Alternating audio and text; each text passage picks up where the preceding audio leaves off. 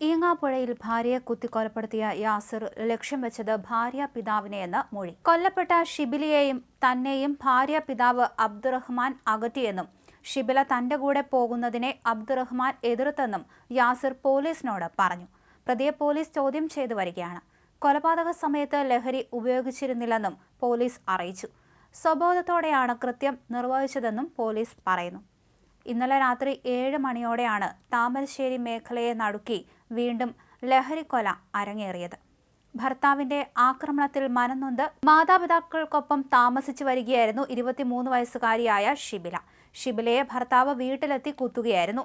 ഭാര്യ പിതാവ് അബ്ദുറഹ്മാനും ഭാര്യ മാതാവ് ഹസീനയ്ക്കും കുത്തേറ്റു.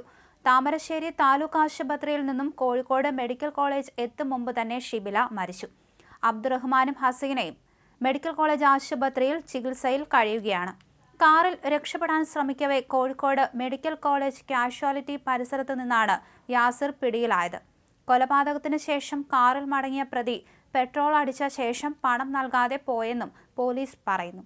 യാസിർ ഉണ്ണിക്കുളം എസ്റ്റേറ്റ് മുക്കിലെ പെട്രോൾ പമ്പിൽ നിന്നും 2000 രൂപയ്ക്ക് പെട്രോൾ അടിച്ച് പണം നൽകാതെ കാറുമായി കടന്നു കളയുന്ന ദൃശ്യം പുറത്തുവന്നു. യാസിർ ഇതേ കാറിൽ എത്തിയാണ് ഭാര്യയെയും ഭാര്യ പിതാവിനെയും മാതാവിനെയും വെട്ടി രക്ഷപ്പെട്ടതെന്ന് പോലീസ് സ്ഥിരീകരിച്ചിരിക്കുന്നു. KL 57H4289 എന്ന നമ്പറിലുള്ള ഓൾട്ടോ കാറിന്റെ മുൻവശത്തെ ചില്ല് പൊട്ടിയ നിലയിലായിരുന്നു പമ്പിലെത്തിയത്. കൃത്യം നടത്തി ഏതാനും മിനിറ്റുകൾക്ക് ശേഷമാണ് കാറിൽ പെട്രോൾ അടിക്കാനായി ഇയാൾ എത്തിയത് എന്നാണ് ദൃശ്യങ്ങൾ വ്യക്തമാക്കുന്നത്. കോഴിക്കോട് മെഡിക്കൽ കോളേജ് ആശുപത്രിയിലെ പാർക്കിങ്ങിന് സമീപത്ത് നിന്ന് നാട്ടുകാർ പ്രതിയെ പിടികൂടി പോലീസിനെ വിവരം അറിയിക്കുകയായിരുന്നു. മെഡിക്കൽ കോളേജ് പോലീസ് സ്ഥലത്തെത്തിയാണ് യാസിറിനെ കസ്റ്റഡിയിലെടുത്തത്. തിങ്കളാഴ്ചയാണ് സംഭവം നടന്നത്.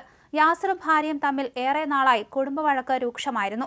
സംഭവ ദിവസം ഉച്ചയ്ക്ക് വീട്ടിലെത്തിയ യാസിർ ഭാര്യ ഷിബിലയുടെ SSLC സർട്ടിഫിക്കറ്റ് കൈമാറി വൈകുന്നേരം വീണ്ടും വരാമെന്നും സലാം പറഞ്ഞു പിരിയാമെന്നും ഷിബിലയോട് പറഞ്ഞ് യാസിർ പോയി. ഇതിനുശേഷം വൈകുന്നേരം നോമ്പുതുറ സമയത്തെത്തിയ യാസിർ ഷിബിലയെ വെട്ടുകയായിരുന്നു. പുതിയതായി വാങ്ങിയ കത്തിയുമായിട്ടാണ് യാസിർ ഭാര്യ വീട്ടിലേക്ക് എത്തിയത്.